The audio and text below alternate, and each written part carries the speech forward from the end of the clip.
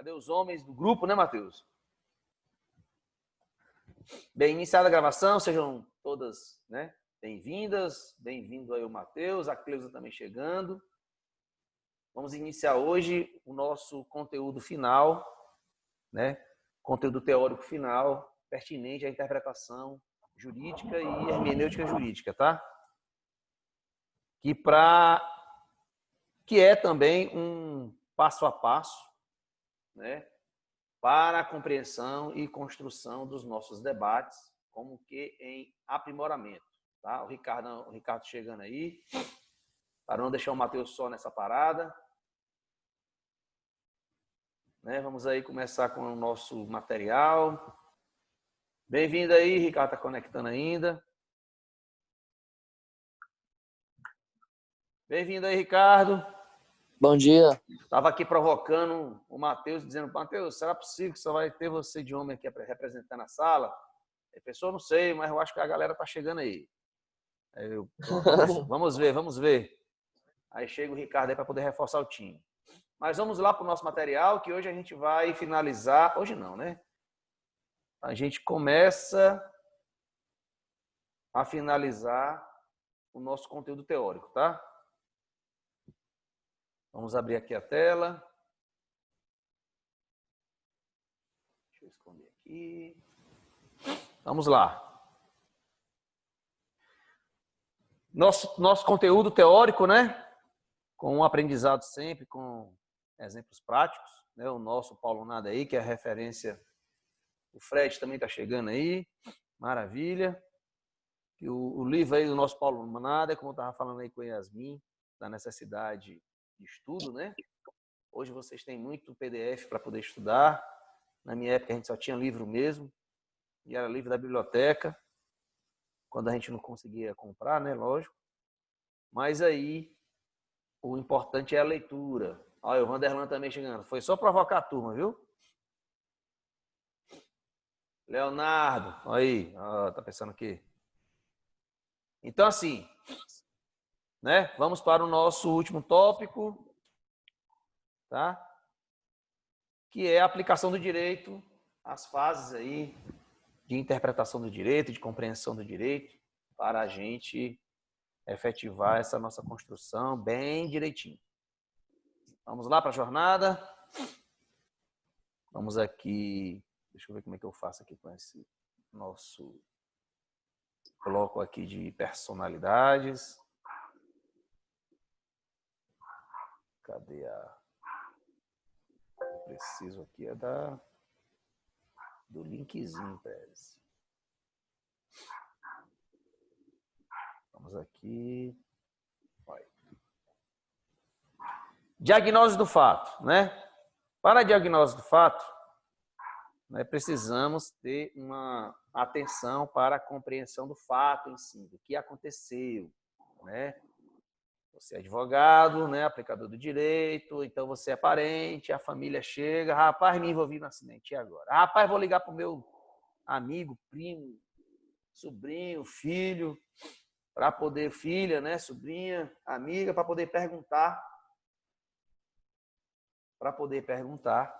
né, o que é que eu faço ou como é que eu procedo, tá? Primeiro, né, antes de mais nada, a gente se detém, né, para a compreensão do que aconteceu, né? Deixa eu tirar aqui. Diagnose do fato, né, consiste no levantamento e estudo da question fact, ou seja, qual é a questão, né, fática aí? Qual é a questão? Porque a gente tem questão de direito, né, que é a legislação a ser aplicada, ou o que a legislação diz quanto a alguma coisa, e a questão de fato. Tá? A gente tem que juntar essas duas coisas como se fosse um quebra-cabeça. Então, eu tenho uma questão fática, né? Algo aconteceu, né? E algo que aconteceu que tem repercussões jurídicas, né? Que mexe com algum bem jurídico de alguém, isso, do indivíduo ou da coletividade. Tá? Então, a questão fática dos acontecimentos que aguardam a aplicação da lei. Nessa questão, né, profissionais do direito, nos interessarão mais os fatos que têm repercussão jurídica, né, que que impõe alguma repercussão em um bem jurídico de alguém individual ou da sociedade, tá? Da coletividade. Porque questões fáticas há, mas de outros campos do conhecimento. Tá? Na questão do direito é quando esses fatos implicam em repercussão jurídica. Então, é a tarefa preliminar de definição dos fatos. Para isso, o magistrado ou o profissional do direito, aqui o magistrado é quando ele recebe o processo, né? Isso se for contencioso, se não for contencioso, ou seja, se houver possibilidades alternativas de solução de conflito, os próprios profissionais do direito podem efetivar a superação desse problema jurídico atrás de uma solução, certo? Então, o magistrado ou o profissional do direito considera a narrativa apresentada pelas partes interessadas, examina cuidadosamente as provas e firma o diagnóstico quanto à matéria de fato. Beleza? Ok? Compreendido aí direitinho? Ok. Compreendido, né? Então, assim, a gente sabe, e isso é um jargão, né? É um ponto necessário no direito, né? É uma consideração básica no direito, que você sempre tem que ouvir a outra parte, né? Pelo menos de forma em parâmetro normal, com exceção das tutelas de urgência, das liminares, que a depender da necessidade, né? Do grau de urgência, podem ter uma decisão judicial favorável, sem que o magistrado, né, o juiz, ouça a juíza, ouça a outra parte. Beleza? Mas você sempre tem que ouvir a outra parte para consideração, justamente de um outro ponto de vista, não necessariamente mero ponto de vista, mas o recebimento pelo juiz, né, de outras considerações que devem e podem ser feitas, né, pela parte envolvida. Então, o juiz, ele é neutro no processo, deve ser neutro no processo. Por que neutro? Não no sentido de não estar comprometido com a aplicação da lei. Não é isso, não. Ele não está envolvido com a produção dos fatos. Tá? Ele aguarda que os fatos sejam levados até ele pelas partes. Parte autora, aquela que entra com o processo, né? A acusação na parte penal, né? Ou a parte autora na área civil.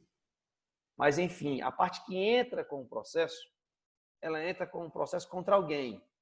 Pode ser um indivíduo, pode ser uma empresa, uma pessoa jurídica, pode ser contra o Estado. Tá? Mas ela entra com um processo reivindicando a proteção de um direito, de um bem jurídico, contra um outro. Tá? Esse outro aí pode ser, né, vários, né? Pode ser empresa, pode ser um condomínio, pode ser um indivíduo, pode ser o Estado, um órgão, uma autarquia, enfim. Para que ele exponha as suas razões, ele vai relatar o que aconteceu. Né? Ou seja, estava tudo bem, né? O meu bem jurídico estava protegido, né? Aconteceu algo e eu vou relatar o que é que aconteceu. Né? Relatar um processo, né? Nesse meu pedido inicial. Quando eu relato, né? Logo após eu passo a fazer a relação que esse relato tem com esse meu bem jurídico. Né? E aí, em seguida, qual é a lei, ou qual é a legislação, ou as legislações que vão me amparar, que vão amparar esse meu pedido para o juiz. Isso se for um processo contencioso, né? Se for um processo que eu tenho que apresentar para o judiciário, assumir, né, o ônus ou o munus, né, o ofício, a obrigação de defender. Né? Porque a gente sabe que o judiciário defende direitos, quando não há possibilidade de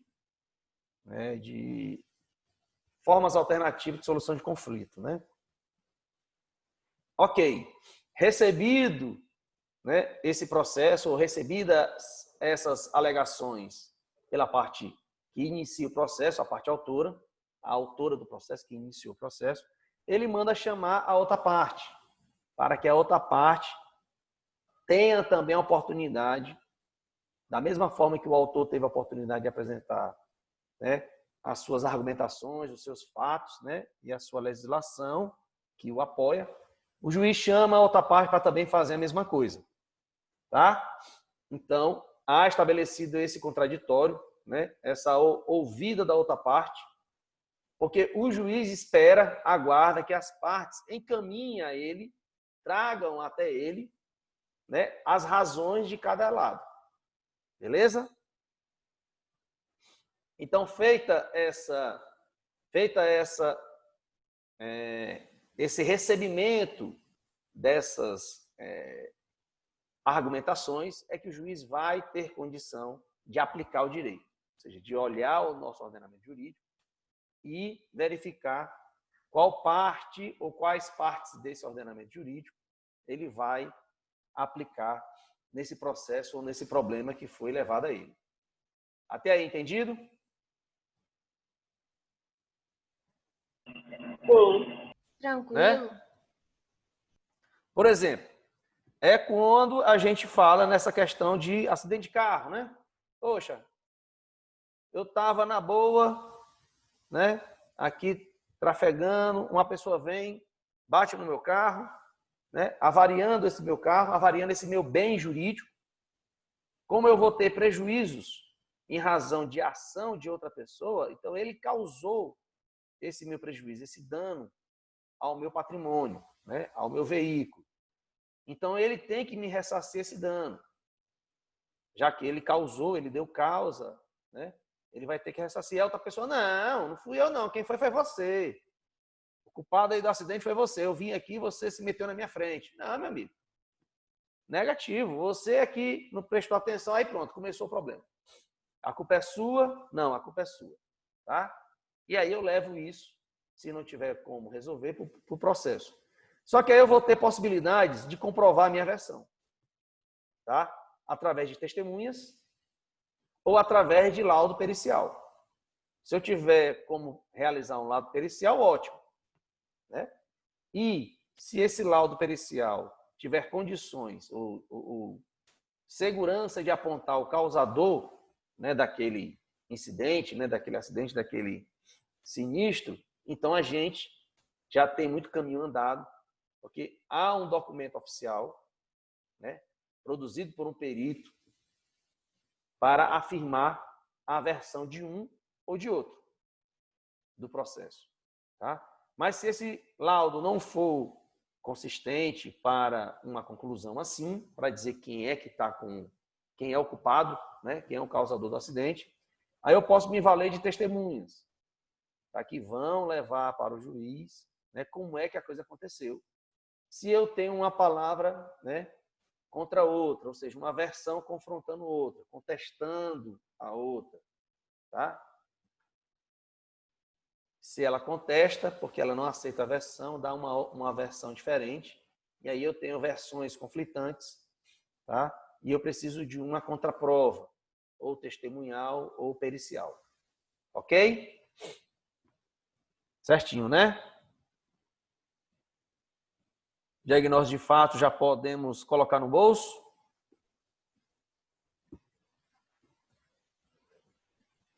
Sim? Podemos? Sim, para mim sim, Roberto. Então, vamos para a diagnose do direito.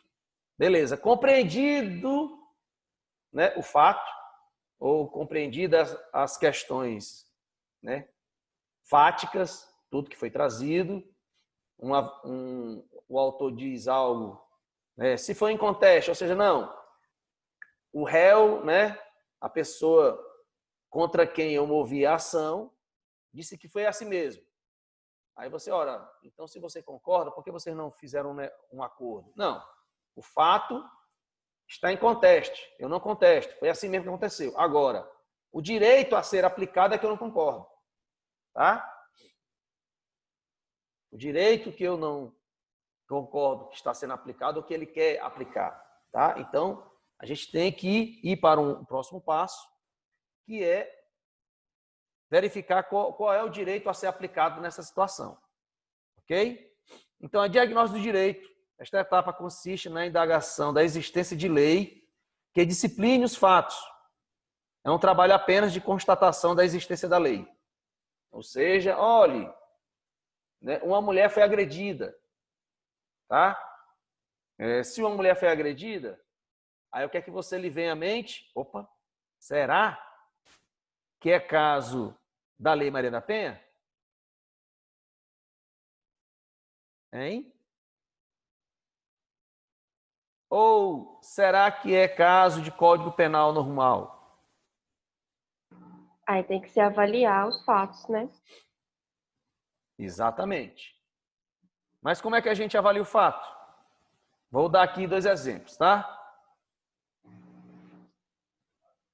Vamos ver se vocês estão antenados aí ao que acontece na mídia, né? Vamos dizer assim. Vocês estão vendo aí o texto? Sim. Então, moradores de Grajaú fazem panelaço em apoio à médica, mulher, né? Agredida por vizinhos. Então, aqui a gente tem uma mulher, tá? Vítima de violência por parte de terceiros, vizinhos.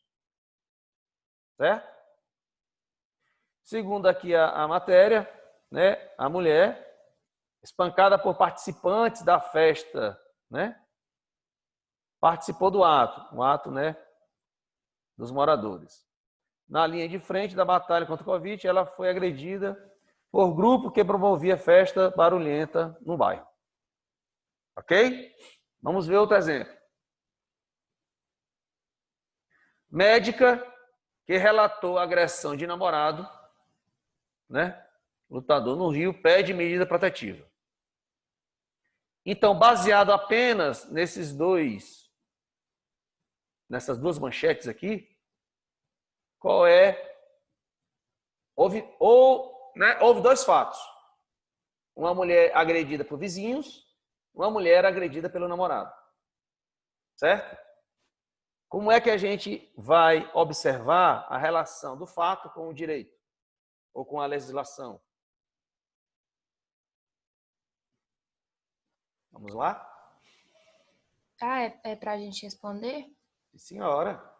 Ah, Já tá. que entenderam bem a questão fática, a questão de direito, agora a gente aplica, né?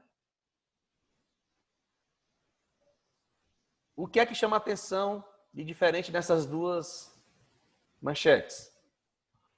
É a questão que uma teve uma agressão por um...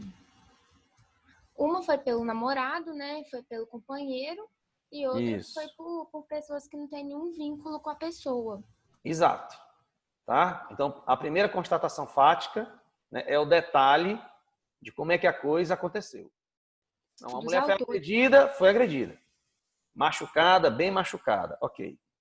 Tá. Aí, quem realizou, né, essa agressão? Tá? Ou essa lesão, ou essas lesões, né? Foi um homem. Foram, vamos dizer assim, um homem ou um grupo. Tá. Qual é a relação que esse grupo tem, ou esse homem tem, com essa mulher?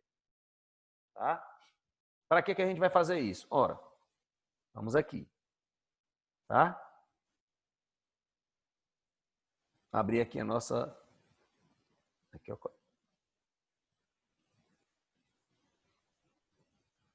Tá? Vamos aqui para o nosso Código Penal. 129. Tá.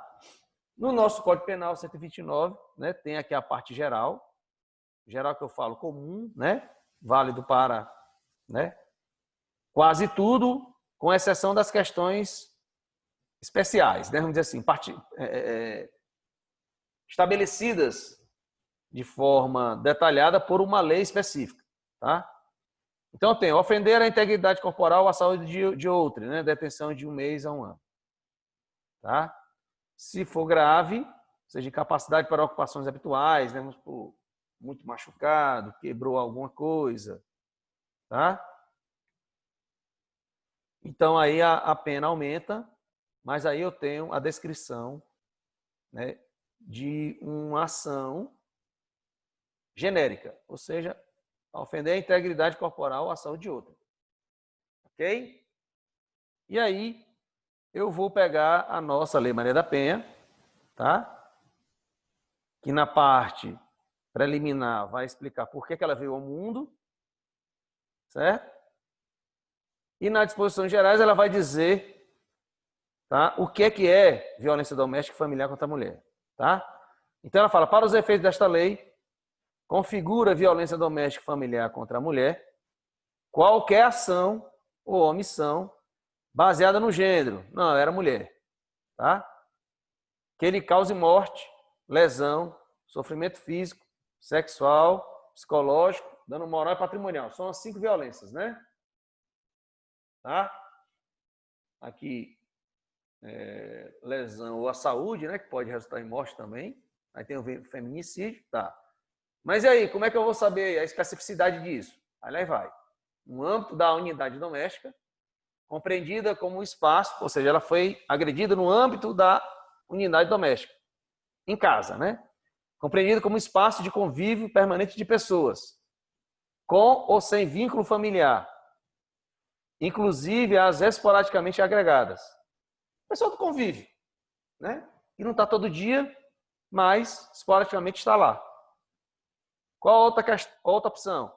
No âmbito da família, compreendida como uma comunidade formada por indivíduos que são ou se consideram aparentados, unidos por laços naturais, por afinidade ou por vontade expressa.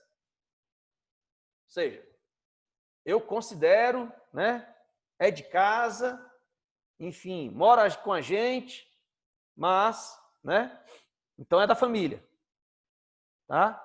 Não, foi dentro de casa, né? E a terceira opção, em qualquer, tá, relação íntima de afeto, na qual o agressor conviva ou tenha convivido com a ofendida, independentemente de coabitação. Tá? Então, nós temos as 2 legislações que a gente pesquisou, quando nós fomos procurados, para dizermos o que fazer frente a essas 2 agressões. Aí você, pesquisando, você calma lá que a gente vai, né, verificar bem o direito de cada uma. Certo? Então, vocês do primeiro período conseguiriam oferecer uma explicação jurídica para alguém que lhe procurasse para dizer o que é que deveria ser feito nessas 2 questões?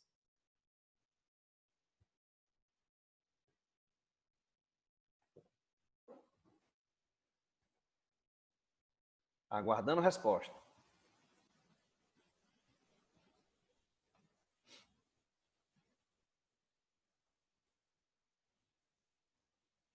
Vamos lá? Você quer a diagnóstico de fato ou do direito? Eu quero saber de vocês se vocês se sentem confiantes ou se vocês se sentem capazes de examinar um fato, tá?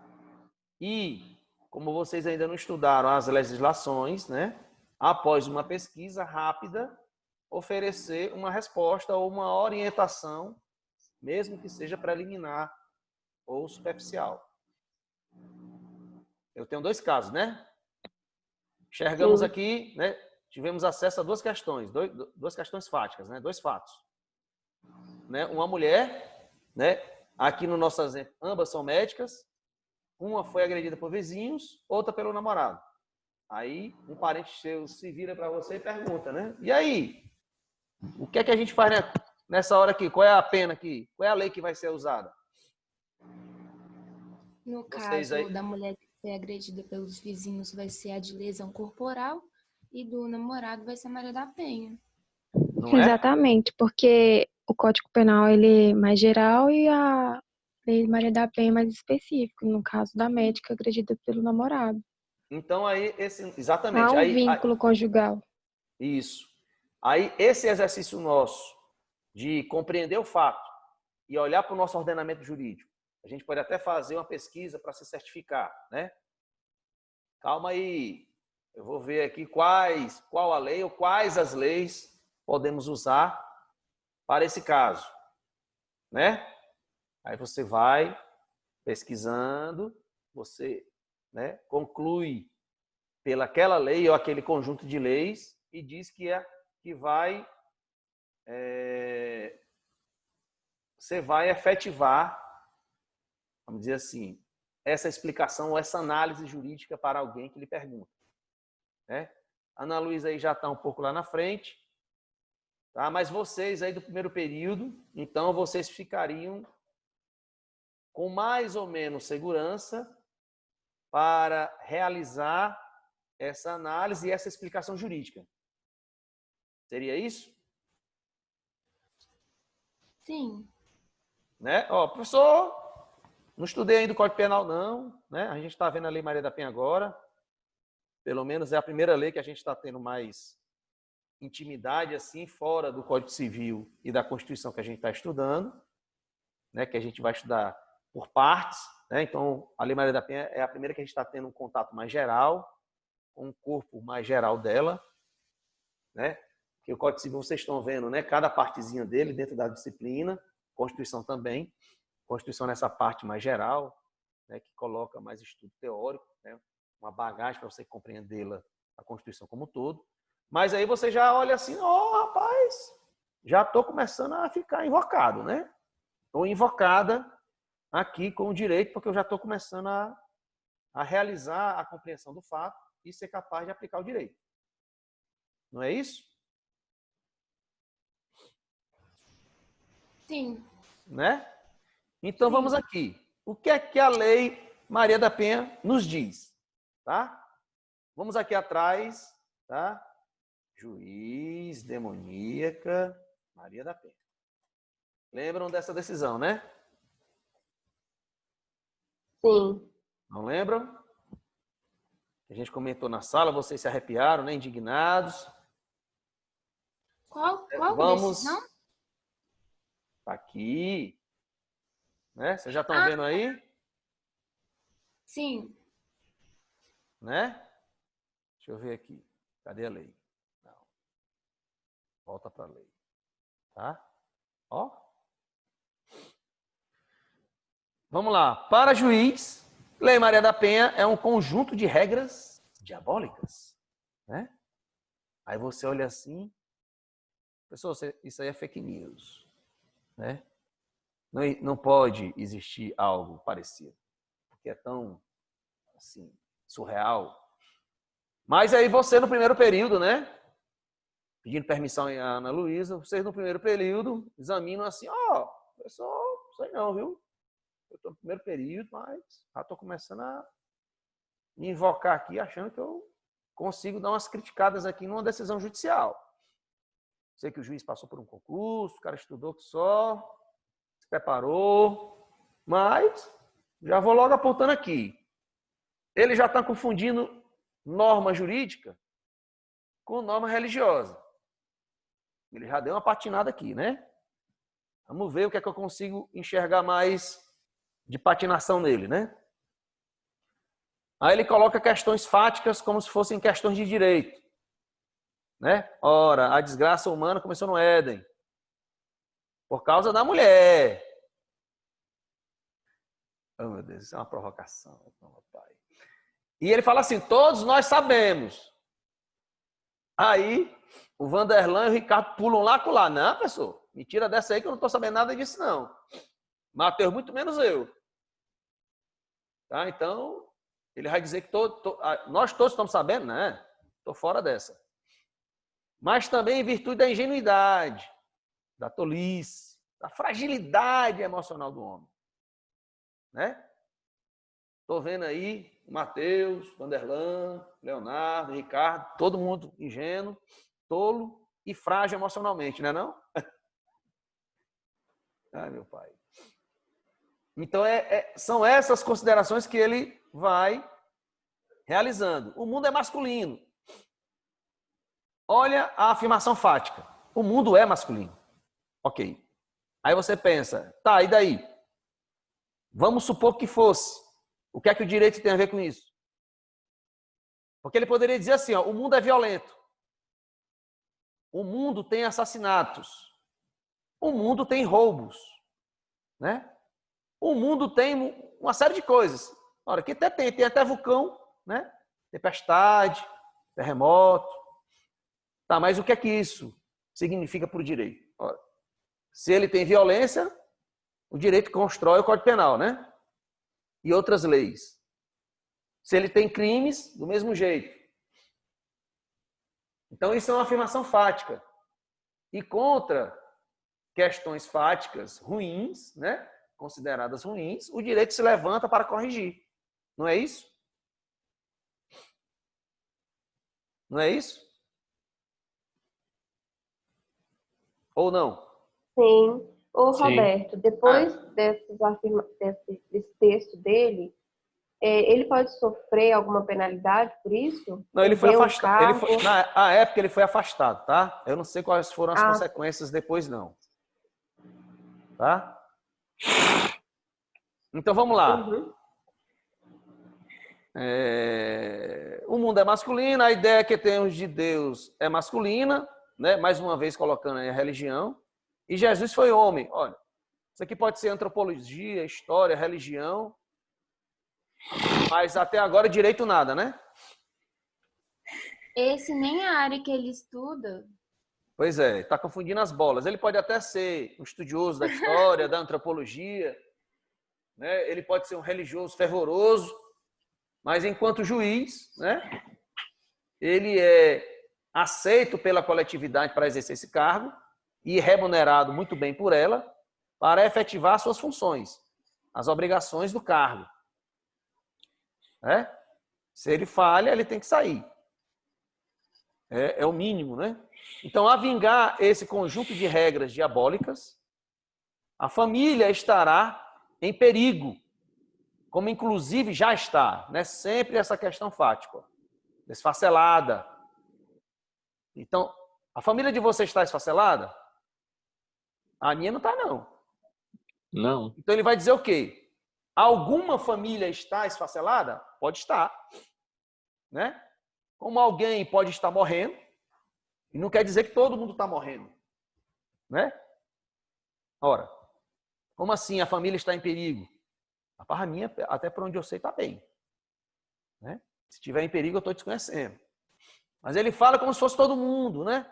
Uma questão fática danada. Os filhos sem regras. Só pode ser os deles, né? O meu, por enquanto, está legal. E isso porque sem país, né? Sem pais, né? O homem subjugado. Jesus amado, né? Pobre narrativa construída. Mas tudo isso é fato, né? Ou seja, o homem está sendo assassinado, né? Roubado. Enfim, pode estar acontecendo? Pode, mas com todo mundo? Não sei. Mesmo se fosse, o direito estaria aí para se confrontar a essas questões consideradas, né, ruins para a dignidade, né, para o ser humano, para os direitos do homem. Né? E ele chama a lei de monstrengo tinhoso. Parece mais assim, alguém que quer escrever literatura, né? Beleza? Aí agora vamos fazer essas observações quanto à lei. Ora, qual a parte do nosso ordenamento jurídico vai dizer sobre família? Tá? Qual parte podemos enxergar na nossa Constituição, né, que vai tratar essa questão? Vamos lá atrás, né? Pegar aqui a nossa Constituição. Na parte específica que trata dela, tá? Para que a gente possa verificar, né, qual, né, o grau de, pelo menos de análise que ele está fazendo. Vou colocar aqui. Estão vendo aí, né? Estão vendo? Sim. Tá. Sim. Então, capítulo A7, que depois da Constituição, aliás, da Emenda Constitucional 65 de 2010, incluiu o jovem aqui no título, tá, do capítulo, né, 7, e vai falar, a família, base da sociedade, tem especial proteção do Estado. Ok? O casamento é civil e gratuita a celebração. Esses são direitos ou, né, especificidades trazidas pela própria Constituição. Aqui o texto original, tá? O casamento religioso tem efeito civil nos termos da lei. Para efeito de proteção do Estado, é reconhecida a união estável entre homem e mulher, como entidade familiar, devendo a lei facilitar a sua conversão em casamento. Entende-se também como entidade familiar a comunidade formada por qualquer dos pais e seus descendentes. Né? A gente tem até um embate hoje quanto a essas questões, né, de família, né? A mulher solteira, o homem solteiro, tá? Não, isso é coisa da esquerda, é coisa da direita, é coisa do centro, né? É coisa do alto, do baixo. Não, meu amigo, isso é coisa da Constituição, tá? Lá no seu parágrafo 4º, artigo 226, ela desde 88 traz isso. Certo? Prossigamos, né? Os direitos e deveres referentes à sociedade conjugal são exercidos igualmente pelo homem e pela mulher. Ah, isso aí é uma invenção desse partido aí, desse presidente tal, que fala assim ou que fala assado. Não, isso aí é uma invenção ou pelo menos uma consolidação trazida por nossa Constituição de 88, lá no parágrafo 5º. Ok? A gente tem aqui uma mudança, né? No parágrafo 6º, o casamento civil pode ser dissolvido pelo divórcio. Porque aqui dava condições, ó. Após prévia separação judicial, por mais não sei quanto tempo, aí lá em direito de família vocês vão ver especificamente isso aqui. Foi mudado o texto, né, em 2010. Fundados os princípios da dignidade da pessoa humana e da paternidade responsável, planejamento familiar é livre decisão do casal. Não, cabe ao homem, não, cabe à mulher. Né? Então a Constituição já vem falando isso. E lá o 8º diz assim, o Estado assegurará a assistência à família na pessoa de cada um dos que a integram. Tá? Não, esse negócio de dar preferência à mulher, isso é coisa de partido tal, de presidente tal. Não é isso, não, é coisa da Constituição, tá? Que consolida uma evolução jurídica na proteção, no reconhecimento das questões quanto à família. E vai dizendo, criando o Estado, né? Criando mecanismos para coibir a violência no âmbito de suas relações. Percebe aqui que o legislador coloca mecanismos, tá? Não coloca leis. Porque leis, o constituinte, aquele que cria a Constituição, né? Leis não são suficientes para se coibir a violência no âmbito das relações familiares. Precisamos de mais do que leis. Leis também, mas políticas em outras áreas. Tá? Tá, então isso aqui é o tópico da nossa Constituição que o juiz deveria fazer relação. E a nossa Lei Maria da Penha, como a gente sabe, tá?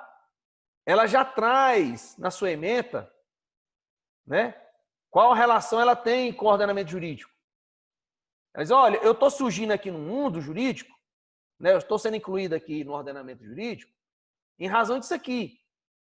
E o que é isso aqui mesmo? Ora, para criar mecanismos, tá? Para coibir a violência doméstica e familiar contra a mulher, nos termos do parágrafo 8º, 226. Ou seja, eu, Lei Maria da Penha, sou obediente à Constituição. E, além dela, para respeitar o meu ordenamento jurídico como um todo, eu venho também atender à Convenção sobre a Eliminação de todas as formas de discriminação contra as mulheres e da Convenção Interamericana para prevenir, punir e erradicar a violência contra a mulher. Percebe aqui, tá? Que não é só punir, beleza? Não é só penal, é de política de prevenção, né? Para prevenindo, não havendo mais agressão, tá? Possa ser erradicada, eliminada ou pelo menos diminuída. Ok? Até aí entendido? Então, Sim.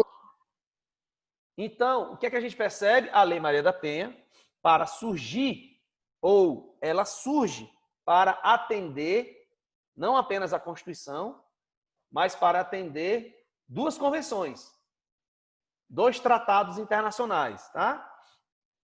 Então, naquele caso da mulher, da médica, agredida pelo namorado, quais são, né, as normas jurídicas que poderíamos utilizar para o caso dela? Bem, primeiro, a que está mais, né, na base, a Lei Maria da Penha, frontalmente colocada no combate direto a essa violência e, né, fortalecendo a Lei Maria da Penha, as duas convenções e, por final, a nossa Constituição.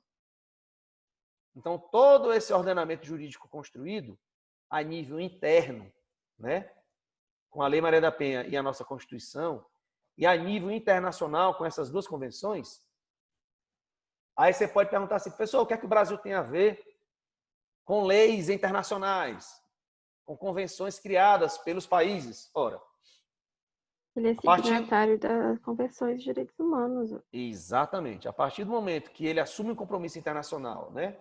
Isso o chefe do Estado, o presidente, de que aquela convenção vai ser aplicada no país e o nosso Congresso ratifica esse compromisso, então, né, como a Ana Luísa bem disse, signatário assina, né, a convenção se comprometendo a dar cumprimento a essas normas, aos direitos, né, contidos na norma, que é a Convenção Internacional, e a partir do momento que o Congresso aprova, igual como se fosse uma lei, né? Ora, se ele aprovou, é nossa lei também. Então, a convenção, depois da aprovação do Congresso, passa a ser norma jurídica brasileira. Portanto, faz parte do nosso ordenamento jurídico. Então, temos Lei Maria da Penha, as duas convenções e a nossa Constituição como normas jurídicas relacionadas com aquele caso. Compreendido? Compreendido. Então, a gente tem Código Penal para um caso, né? Maria da Penha, Lei Maria da Penha para o outro, né? E a Lei Maria da Penha mais específico, porque a especificidade é trazida pela própria Constituição e por ambas as convenções, tá? E essas convenções, ou a nossa própria Constituição e a própria Lei Maria da Penha, tá? Ela vem trazer qual a razão para eu criar, essa parte inicial aqui dela, tá? Qual a razão para eu criar uma lei específica para combate à violência contra a mulher, quando essa violência contra essa mulher é efetivada por essas relações de familiares, né, de convivência doméstica ou afetivas, tá? De afeto íntimo, né, relação afetuosa, de intimidade amorosa, vamos dizer assim. Compreendido? Compreendido. Aí você vai voltar lá no texto, lá do Conju, sobre essa análise feita pelo juiz, e você tem uma farta argumentação agora para colocar uma crítica sobre essa decisão judicial. Vocês, do primeiro período, né, fariam essa pesquisa para realizar uma crítica à decisão desse juiz. Vocês conseguiriam, depois desse passo a passo nosso aí, realizar essa atividade de crítica? Sim. Por exemplo, uma questão de prova, né? Analise, né? E aponte soluções, vamos dizer assim, ou uma crítica para essa decisão judicial. Vocês poderiam fazer?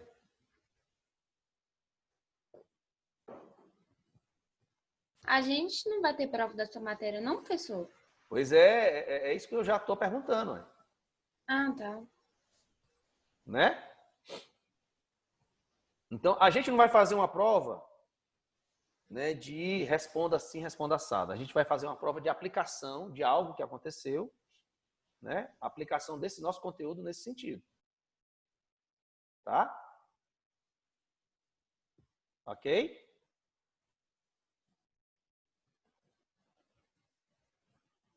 Estou perguntando. Ok. Ok. Ok, né? Beleza. Então, passamos por essas etapas? Passamos. Passamos, né? Tá, então, questão fática já foi para o bolso. Tá? Então, vamos aqui voltar para o nosso material para continuarmos essa caminhada. Diagnose do fato.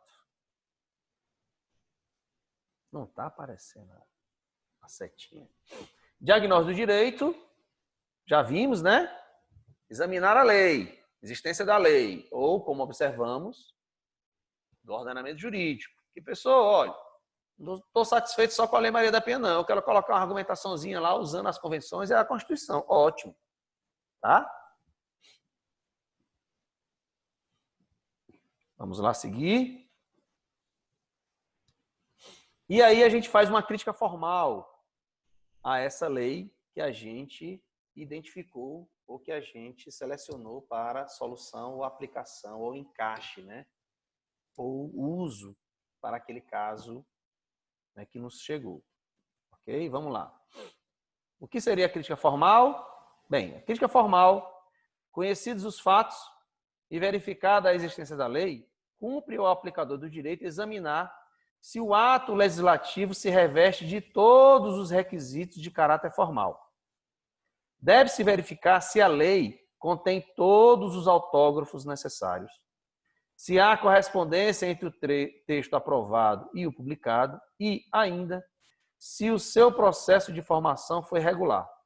Ora, lembra aquelas etapas do processo legislativo que a gente viu?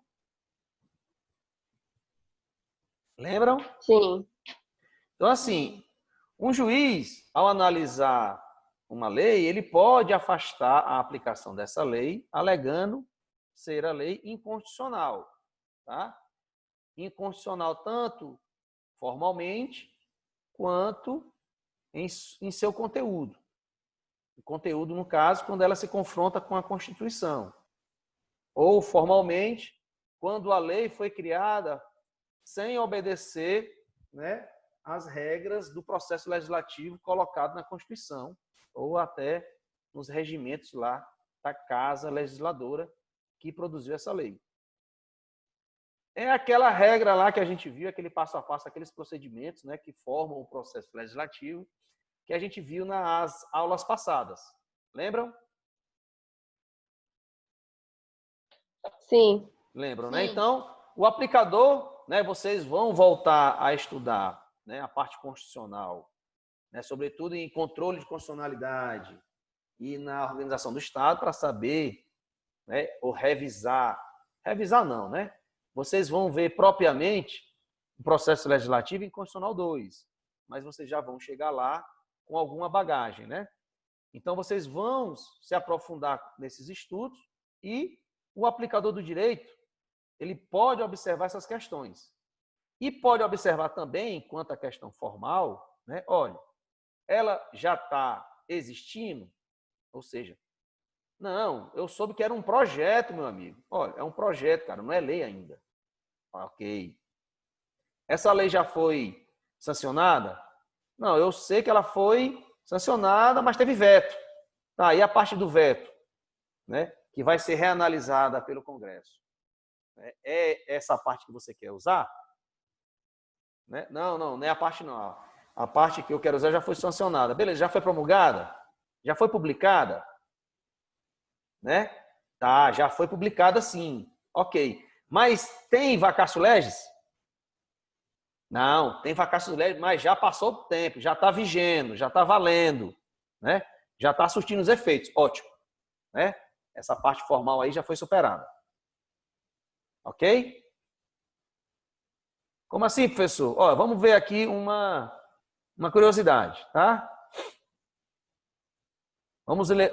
Que tal a gente olhar uma lei de 1827? Foi um dia desses, senhor. Quase 200 anos, tá? Vamos ver aqui, ó. Lei de 11 de agosto de 1827, que cria os cursos de Ciências Jurídicas e Sociais, né, na cidade de São Paulo e de Olinda. Foram os primeiros cursos, né? Ok? Olha como é que começa a lei. Dom Pedro I, por graça de Deus e unânime aclamação dos povos, imperador constitucional e defensor perpétuo do Brasil, né, tem a palavra a ele. Fazemos saber a todos os nossos súditos que a Assembleia Geral decretou e nós queremos a seguinte lei, né? Ou seja, não é a sanção, a promulgação, né? A participação aqui, né, vamos dizer assim, do rei junto com o parlamento. Não é isso? Estão acompanhando aí? Sim. Sim. Então, já desde essa época, olha, primeiro ano vai ter o quê? Né? As disciplinas, essas disciplinas aqui. Segundo ano, essas disciplinas. Tá? Terceiro ano, quarto ano, quinto ano. Tá? Não são 5 anos? Curso de Direito? Não Sim. são, né? Ok. E aí ele vai dizendo, né? Quem são os professores? Tem os titulares, né? Das cadeiras, né? Das disciplinas e os substitutos. Né? Tem o valor que cada um vai receber, comparação com desembargadores, né? O que mais? E aí outros detalhes, tá? O governo criará na cidade de São Paulo de Minas Gerais, ou de Minas Gerais, de Olinda. Mandamos, portanto, que todas as autoridades, a quem o conhecimento da execução, né? Aí ele vai mandar a leizinha para todo mundo.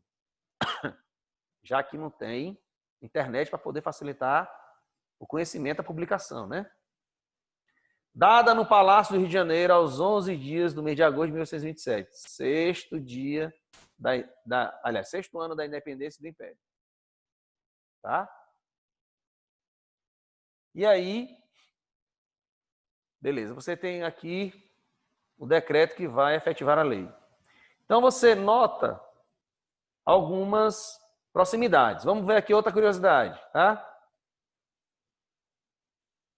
O Código Civil de 1916, né? O Código Civil anterior ao que vocês estão estudando. Uai, cadê o Código Civil? Cadê o texto? Não fuja. Ó, engraçado. Ele aparece e some, por que isso? Alguém sabe aí? Que técnica de informática é essa? Que o texto aparece e some, deixa eu aqui retirar. Ver se ele volta. Voltar aqui para a nossa tela. Ó. Ele tá ficando branco a tela? É, ué. Aperta Ctrl F5. Ixi, como é que é isso? Ctrl e F5, que ele vai carregar completa a página. Mas eu já estou fazendo HTML. isso. Uai. Já pensou? Eu vou abrir de novo. Código Civil de 1916.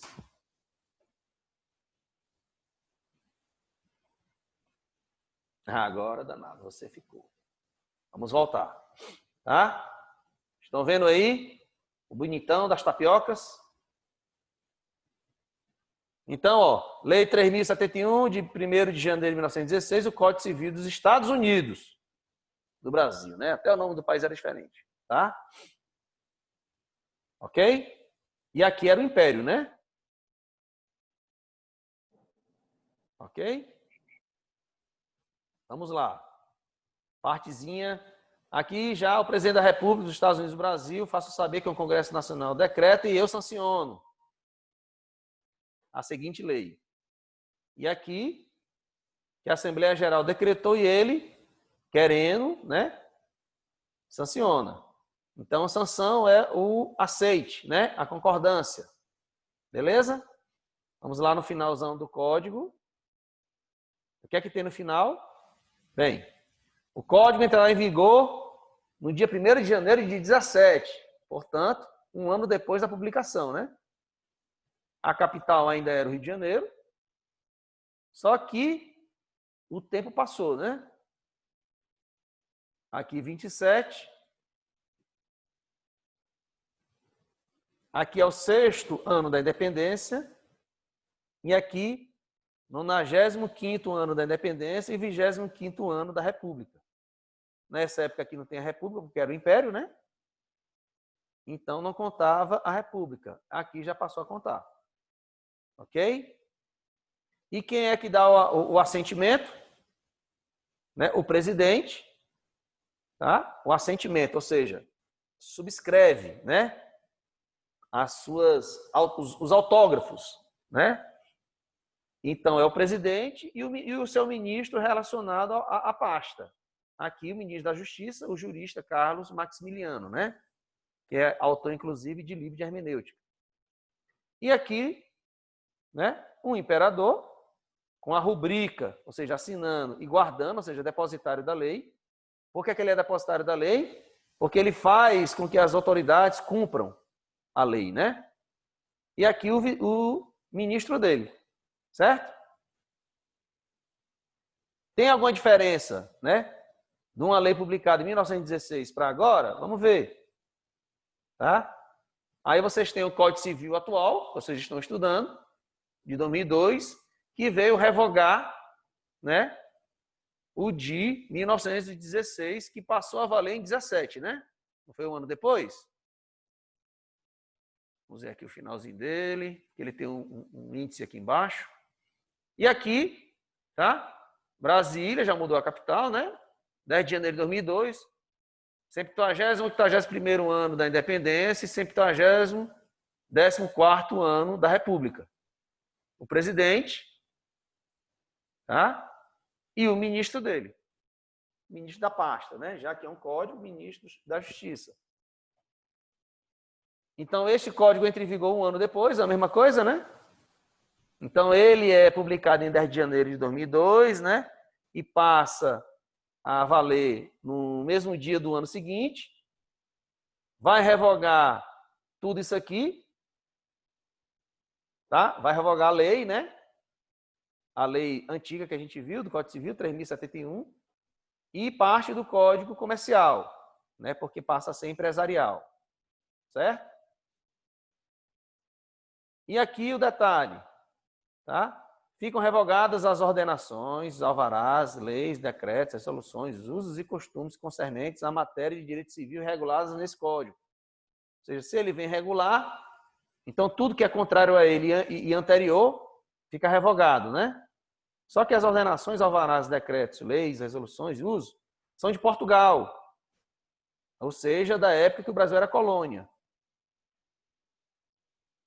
Beleza? Beleza. Né, que o Império ainda utilizava, né, porque não tinha Código Civil. Ok?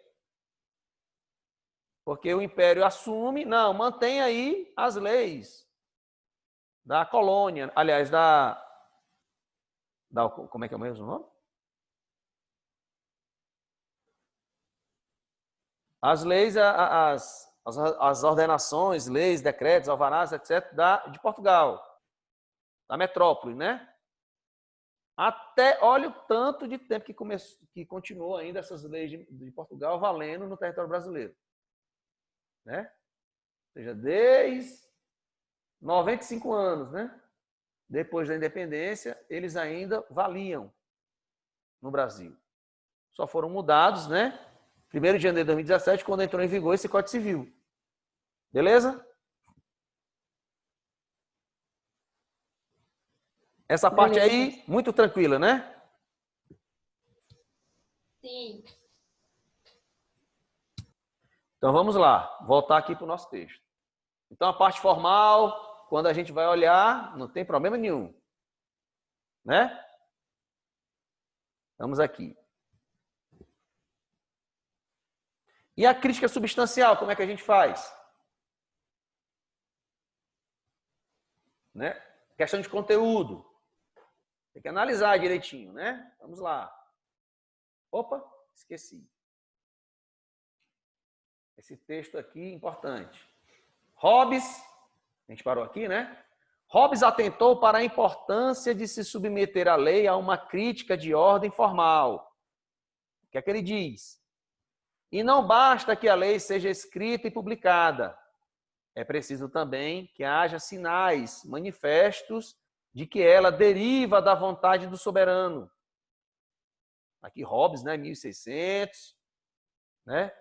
Findando lá também 1700, lá na Inglaterra, quando estava se sedimentando, né?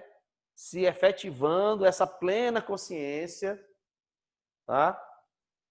A consciência madura, né?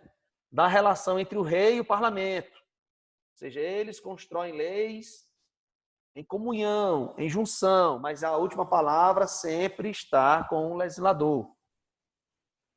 Então, isso tem 300 anos, né? Mais ou menos. Tá? Isso, 300 anos de teoria efetivada na prática, certo? Então, vamos lá. E não basta que a lei seja escrita e publicada. É preciso também que haja sinais manifestos de que ela deriva da vontade do soberano. E quem que é o soberano? Porque os indivíduos que têm ou julgam ter força suficiente para garantir seus injustos desígnios e levá-los em segurança até seus ambiciosos fins, podem publicar como lei o que lhes aprouver, independentemente ou mesmo contra a autoridade legislativa. Porque não basta apenas uma declaração da lei. São necessários também sinais suficientes do autor e da autoridade. Certo? Então, para evitar que ditadores, né, reis autoritários, presidentes autoritários, sei lá, todos os chefes de governo, né, ou de Estado autoritários, queiram impor a sua vontade contra o parlamento, né, os juízes podem se sublevar, né, e não reconhecer a validade daquela lei imposta, sem o aval, né, sem o consentimento, ou pelo menos sem a criação por parte do parlamento. Ok? Exemplo, professor, medida provisória. A medida provisória tem os seus efeitos imediatos, né? Então, ela passa já a valer no momento da sua publicação, porque ela é editada em razão da sua urgência. Tá, mas aí essa medida provisória precisa passar pela aprovação do Congresso. Ela tem um prazo, né, para que o Congresso examine e aprove ou rejeite a medida provisória. Se o Congresso rejeita, a medida provisória perde seus efeitos. Vamos supor que o presidente quisesse impor, né, a observância da medida provisória dele. Essa medida provisória, né, por ter perdido seus efeitos, não pode ser aplicada pelo Estado e deve ser repudiada pelos juízes. Tá? Por quê? Porque, por ela ter vício de formalidade. Tá? Ela foi negada, não foi aprovada pelo parlamento. Entendido? Então, essas questões quanto à primazia, né, a preponderância do poder legislativo, do legislador para a criação da lei, ora, se o nome já diz legislador, é porque é aquele que cria a lei, né? Então, já vem de muito tempo, tá? Essa construção teórica e prática, tá? Do direito e da filosofia política, da política, quanto a essas questões. Aqui e acolá a gente ouve, né, ataques ainda à nossa Constituição, que diz que isso ou que aquilo, né? Não, meu amigo, não diz isso e aquilo nenhum, não. Ela diz porque ela é uma evolução, né, jurídica. E não é nós, brasileiros, não é o Brasil que inaugurou isso, não. Isso aí vem de muito tempo. Então, se você quiser criticar essa formulação, critique os outros países do Ocidente, que todos cumprem essa construção. Europa, Estados Unidos, Brasil, enfim. Ok? Podemos seguir? Podemos. Vamos lá. A crítica substancial é o conteúdo, né? Também desde essa época, ou até um pouquinho antes, né, com o juiz inglês lá, Sir Edward Coke, na Inglaterra, levanta essa questão de o juiz não ser obrigado a cumprir uma lei se essa lei é contra as normas superiores, né? A época, os costumes, a lei da terra, ou seja, a lei do meu país. Que lei é essa? Está escrita? Não, mas ela é costumeira, é muito antiga. Então, leis novas não podem se confrontar contra leis, vamos dizer assim, básicas do Estado. E com essa evolução, essas leis de costume, essas leis básicas passam a ser Constituição. Então, é a tese de que o juiz não pode ser obrigado a cumprir uma lei, a aplicar uma lei que é, em seu conteúdo, contra a Constituição. Ora, como a gente já viu com a Lei Maria da Penha, né? Como a gente já viu com a Lei Maria da Penha, as leis vêm para dar efetividade à Constituição. E no caso da Lei Maria da Penha, tem uma sintonia, inclusive, com as convenções internacionais as quais o Brasil, né, se comprometeu a cumprir, né, que são signatários. Então, a gente sabe que as leis são construídas para efetivar a Constituição. Código Civil, Código Penal, Tributário, sei lá, Código de Trânsito, Urbanístico, enfim, orçamentária. Todas as leis que são construídas, elas vêm em socorro, em auxílio, para efetivar o texto constitucional. Ora, a gente sabe que o nosso texto constitucional ele é analítico, ou seja, ele é detalhista. Tem muitos direitos lá, muitas garantias processuais, muitas obrigações já formuladas para o Estado, para cada instituição, para os poderes. Então, essas obrigações, essas leis, aliás, esses direitos e essas garantias têm que ser efetivadas. Como é que a gente efetiva? Né? Assim, olha, como é que eu exerço o meu direito à propriedade? Preciso aí de regras mais claras. Então, vamos construir o Código Civil. Como é que eu exerço aí meu poder familiar? Vamos lá no Código Civil, parte de família. Olha, quando alguém agride esse meu direito, né? Ferindo esse direito tão essencial, vamos lá no Código Penal. Então, a gente sabe que a lei vem para efetivar o texto constitucional. Então, em razão disso, coloca-se a tese, né, de que o juiz não pode ser obrigado a cumprir uma lei editada pelo parlamento, né, com sanção do presidente, uma lei que fira o texto constitucional. No Brasil, né, só para curiosidade, vocês vão ver isso no decorrer do curso, né, vão ver lá em controle de constitucionalidade. No Brasil, a gente tem uma curiosa junção, né, de duas correntes de controle de constitucionalidade, né? A corrente dos Estados Unidos e da Inglaterra, que é o controle difuso. A pessoa atrapalhou, foi tudo. É um controle feito pelo juiz. Cada juiz, né, em cada processo, vai verificar se a lei é constitucional ou não. Se ele considera a lei constitucional, ele aplica a Constituição, ou ele aplica a lei. Se ele não considera a lei constitucional, ele não aplica a lei. Então, ele afasta a lei para aquele caso. Deixa de aplicar a lei. Alegando, e aí ele tem que fundamentar a inconstitucionalidade da lei. E nós temos o controle concentrado, feito pelos tribunais, né? Substancialmente feito também, com mais propriedade, pelo Supremo. Tá? Então, ele vai atacar a lei frontalmente. Então, a gente tem duas formas, né? O juiz não aplica aquela lei para aquele caso concreto. Né? O caso da Yasmin, o caso do Ricardo, o meu caso, o caso da Paula, enfim. Né? Temos um caso, apresentamos o juiz e dizemos que essa lei aqui é aplicável ao caso. Ou até dizendo, olha, eu não tenho que eu não tenho que cumprir essa obrigação porque a lei é inconstitucional. Ao juiz, como assim? Deixa eu examinar. Realmente é inconstitucional. Afasta a lei.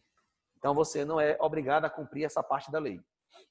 Tá? Ou então o Supremo vai dizer que a lei é inconstitucional e pronto, sem ter caso específico, sem ter o meu caso, sem ter o caso da Ana Luísa, do Ricardo, enfim, do Vanderlan, sem ter caso específico. Ok? Então, são duas formas aí de examinar o conteúdo aí, se a lei é constitucional ou não. Beleza? Compreendido? Compreendida aí essa crítica substancial? Hein? Falem agora ou calem-se para sempre, né? Essa eu tive dificuldade. Não consegui. Você não conseguiu entender a crítica substancial? Não, ficou meio confuso. Crítica substancial é uma crítica de conteúdo. Ou seja, aquilo que a lei diz está de acordo com a Constituição? Por exemplo, a Lei Maria da Penha vem prevenir, né, e punir ou reprimir os crimes contra a Lei Maria da Penha? Você olha, a Constituição diz que tem que ter uma lei que faça isso. E a Lei Maria da Penha vem dizendo isso. Então, ela está sim punindo, reprimindo, né, e tentando erradicar a violência doméstica. Então, ela atende ao texto da Constituição. Entende? Por exemplo, olha, é livre a liberdade de expressão, né? Vamos dizer assim, nos termos da lei, a lei vem dizendo, olha, a liberdade de expressão é plena, mas não pode ser feito isso e aquilo.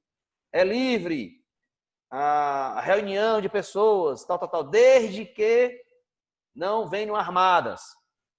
Vamos dizer assim, né? Lá na nossa Constituição. Não é assim? É. Né? Aí vamos supor que uma lei diga, não, é livre sim a reunião e as pessoas podem andar armadas. Aí você, epa, como assim? Não, a Constituição diz que não pode estar armado, não. E a lei vem dizendo que pode? Uai, essa parte aqui da lei é inconstitucional. Porque ela está confrontando o que diz a Constituição. Então, é quando o texto da lei, né, é contrário ao texto da Constituição. A Constituição diz que pode e a lei vai dizer que não pode. Ou o contrário, a Constituição diz que não pode e a lei vem dizendo que pode. Entende? A pessoa, epa, calma lá, está contraditório isso aqui. Como é que pode? Né? Deixa eu localizar aqui para vocês. Lá no comecinho.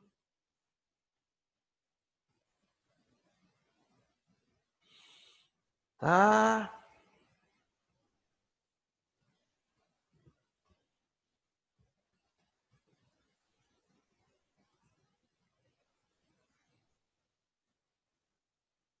Vamos aqui, né?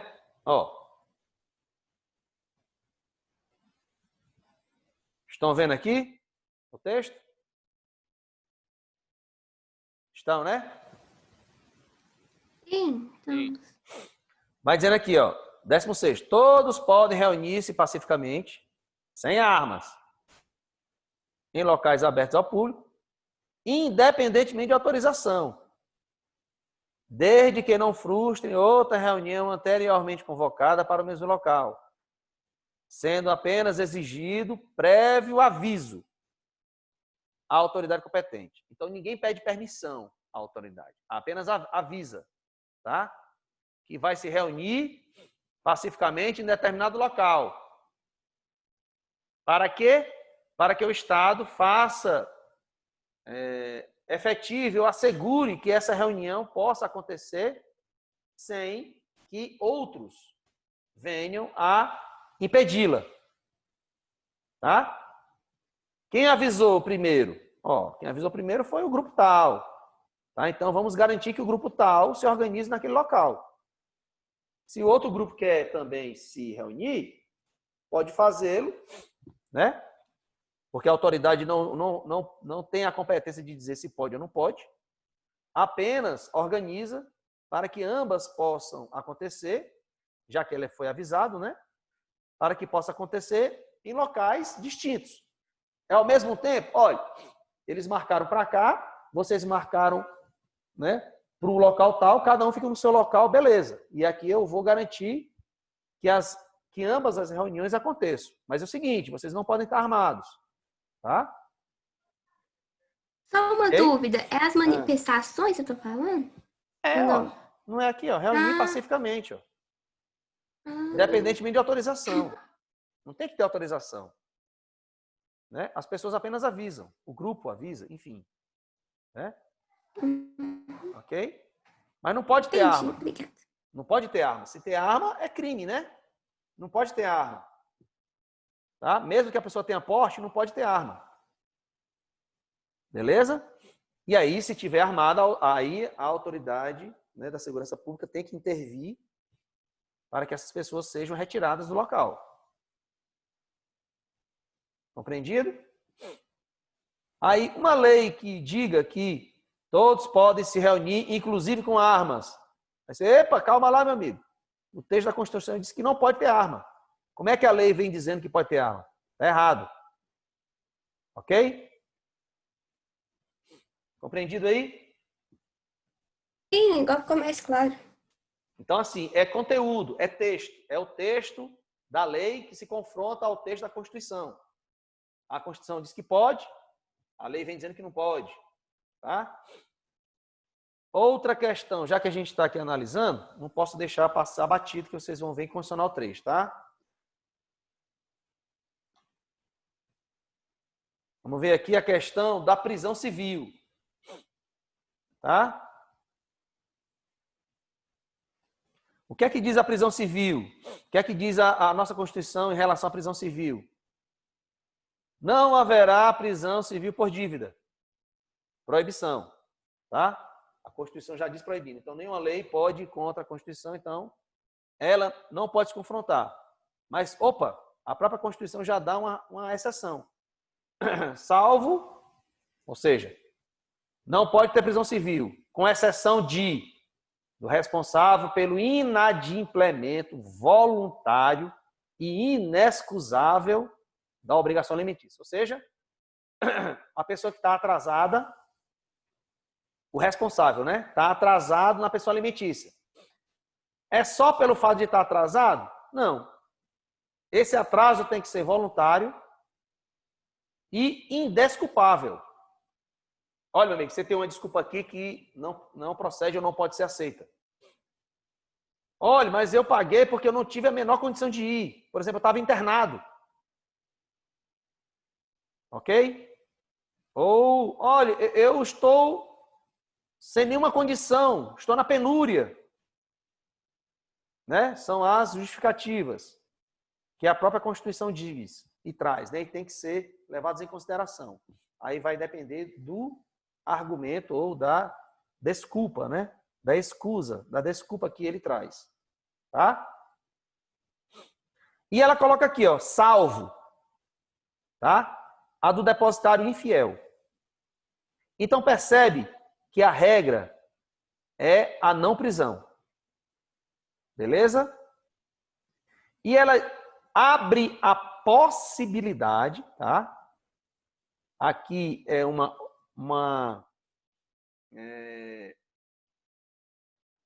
discricionariedade, né? Uma permissão que ela dá ao legislador para prever a prisão, né, do responsável pela obrigação alimentícia nessas condições. Então, a lei não pode desconsiderar essas condições aqui. E do depositário infiel. Então, antes, o nosso Código de Processo Civil, ele permitia a prisão do depositário infiel.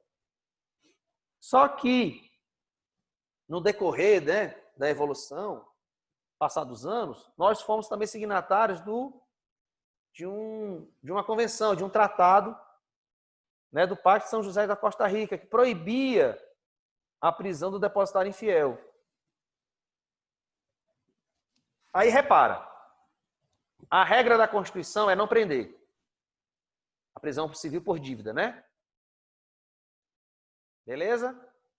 Aí você sabe que a Constituição permite 2 tipos de prisão. Aí eram feitas prisões por dívida de pessoa alimentícia e prisão do depositário infiel. Ok. Era permitido? Era. Aí veio, né, a aprovação pelo Congresso do Tratado de São José da Costa Rica, né, que proibia e proíbe, né, a prisão do depositário infiel. Aí você, opa, mudou aí. Porque eu tinha um Código de Processo Civil que permitia. Agora eu tenho um tratado de direitos humanos, né, que proíbe. Como é que fica agora? Eu tenho um tratado que proíbe, eu tenho um Código de Processo Civil, uma lei que permite. Como é que fica? Bem, a regra da Constituição é a não prisão, tá? E também a regra da Constituição, né, e pelo entendimento lá do Supremo, foi que o tratado, nesse caso, o Tratado de São José de Costa Rica, por se tratar de direitos humanos, ou seja, de liberdade, né, de direitos essenciais ao ser humano, está acima da lei. Então, se ele está acima da lei, está acima do Código de Processo Civil. Então, teve essa disputa, né, de compreensão. E aí, pode ou não pode? Essa parte aí do Código de Processo Civil perdeu validade, foi revogada ou pode ser considerada inconstitucional? Como é que é? Tá? Então, por esse confronto de hierarquia de normas, tá? O tratado vence hierarquicamente uma lei. Então, o tratado foi aplicado e essa permissão da Constituição, percebe que é uma permissão, não é uma determinação da Constituição. Então, essa permissão deixou de ser efetivada através de uma lei. Por quê? Porque o tratado proíbe. Beleza? Compreendido aí? Professor Alberto, o que é depositário infiel? É assim, você compra um carro, tá? Aí você assume essa dívida. Aí você não paga a dívida. Aí você tem bens para dar para a penhora. Você tem dinheiro? Não. Mas você tem bem, não tem? Tem, o carro. Vamos supor que o carro não esteja comprometido lá no contrato. Mas você tem uma dívida. Você faz um empréstimo, tem uma dívida. Como é que você vai pagar a dívida? Dinheiro. Não, eu não tenho dinheiro. Você tem algum bem que eu possa pegar e vender? Tenho, o carro. Então, o oficial de justiça vai para poder buscar e apreender esse carro, se houver decisão judicial para isso, ou ele faz assim, não, faz dessa, eu não tenho depósito, tá? Então, você que é dona do carro vai ficar com o carro, mas sabendo que esse carro aqui vai ser utilizado para a penhora no processo. Então, você vai ficar como uma depositária fiel do carro. Porque se você não for ficar, eu vou levar o carro. Aí você, não, tá bom, eu fico. Me comprometo aí, né, a ficar com o bem até a penhora. Aí você, né, dá uma de quem quer burlar essa obrigação e vende o carro. Tá? Aí o oficial de justiça chega, bem, cadê o carro? Não, vendi. Precisei do dinheiro, vendi. Não, mas você não podia vender. Mas vendi. Você é um depositário infiel, você vai ser preso. Ok? Ok, obrigada. Entendido, né? Uhum. Voltemos lá ao nosso material. Tá? Então, a crítica substancial de conteúdo, de texto, já está entendida? Posso considerar entendida aí? Alguma dúvida? Tranquilo, né? Vamos continuar. Interpretação da lei. Vamos lá. Interpretação da lei com a definição dos fatos. A gente já viu, né? Certificada a existência da lei disciplinadora, né? Diagnose do fato, diagnose da lei. E a validade formal e substancial da lei, ou seja, ela atendeu formalmente, né? Ela atendeu ao processo legislativo? Atendeu. Tá? O texto dela, a substância, o conteúdo é de acordo com a Constituição? É de acordo com a Constituição. Então, impõe-se ao aplicador a tarefa de conhecer o espírito da lei. Né? Que espírito é esse, professor? Né? É uma expressão para você dizer, olha, a que ela se destina? Né? Qual a finalidade dela? Interpretar o direito consiste em revelar o sentido e o alcance das normas jurídicas. Certo? E aí a gente pode, né, relembrar a lei de introdução às normas do direito brasileiro, tá? Que a gente viu lá no comecinho, lembra? Lembra ou não? Hein, gente? Vocês estão muito esquecidos, viu? Eu não estava na faculdade ainda não, né? Aí Tava fui não? estudar, aí tem o... Acho E a, que foi e a meditação, onde é que fica? A meditação. Assim, Limbid também, é tipo um Limbid. captei, assim. Vamos lá. Aí eu dei uma embananada para estudar aquilo. Como? Dei uma embananada para estudar aquilo, só que aí o senhor mandou um material, eu estudei por lá. E é lá que está mesmo, o material. Tá? Então, o que é que diz a lei de introdução às normas do direito brasileiro? A gente fala lá das questões, né? De processo legislativo, né? Entra em vigor 45 depois, se, né, a lei não disser nada em contrário, tá? Então, vamos ver aqui, ó.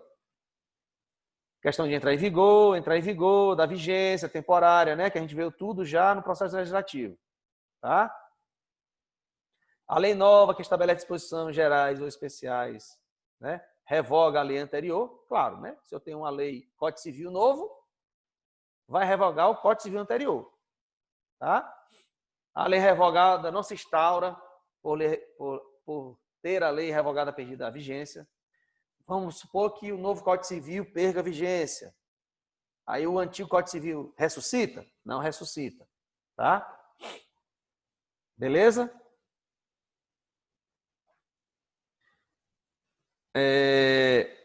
Ninguém se excusa a cumprir a lei, alegando que não a conhece, a gente já viu isso tudo, né? Quando a lei for omissa, o juiz decidirá o caso de acordo com a analogia, os costumes e os princípios gerais do direito. Tá? Então aqui já estamos chegando perto da nossa questão. Ora, o juiz vai atentar ao máximo aplicar a lei para que ela construa seus efeitos ou sua proteção ao direito, ao bem jurídico, né?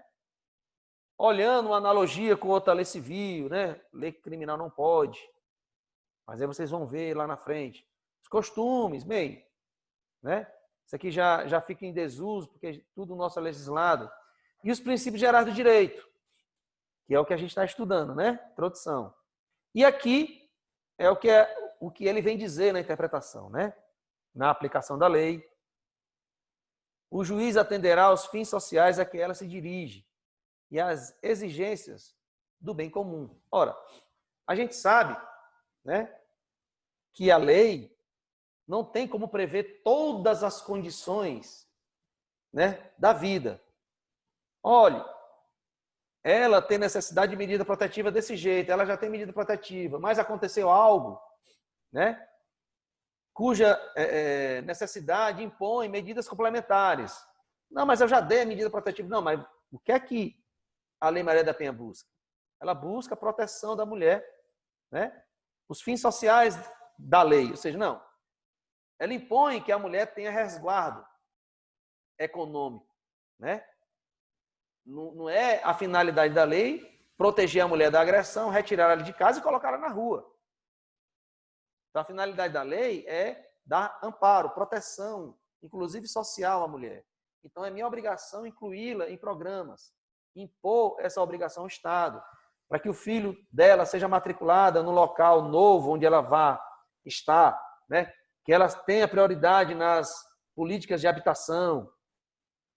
Né? Então, assim, as decisões do juiz, essas decisões têm que olhar, ou têm que primar, têm que proteger, ou têm que vislumbrar, né? Garantir que a sua decisão tenha como consequência a proteção que a lei traz. Tá? E não simplesmente dar uma decisão, lavar as mãos e dizer assim, não tem mais nada a ver com isso. Claro que tem. Beleza? Compreendido aí? Beleza. Certinho? Tranquilo. Amanhã, tá? A gente termina o conteúdo. Ok? Quando a gente vai ver a aplicação da lei, né? Aplicação da lei, vencidas as etapas preliminares, a autoridade judiciária ou administrativa já estará em condições de promover a aplicação da lei. Fazendo tudo isso, né? E ao final, a gente vai ver as questões de hermenêutica, tá? Os detalhes quanto à interpretação, né? E outras peculiaridades que a gente considera importante para que a gente possa ver na finalização da aula, desse conteúdo na aula de amanhã. Tá bom? Ok. Ok? Ok. Podemos nos dar satisfeitos por hoje? Sim. Lembra que toda a explicação que a gente fizer, né, a gente vai utilizar a Lei Maria da Penha aí para aplicação, para que a gente já possa treinar a aplicação dessa lei para o nosso trabalho, ok? Para os nossos debates. Tá bom? Certinho? Então aí, valeu pela parceria, pela participação, pela troca aí de informações, né? Tenha uma ótima quinta-feira. Amanhã a gente se vê para a continuidade da nossa aula. Tudo de bom, tá? Tchau, Roberto. Obrigada. Tchau, tchau. Tchau, Roberto. Tchauzinho, Tchau, tchauzinho. tchau. Valeu.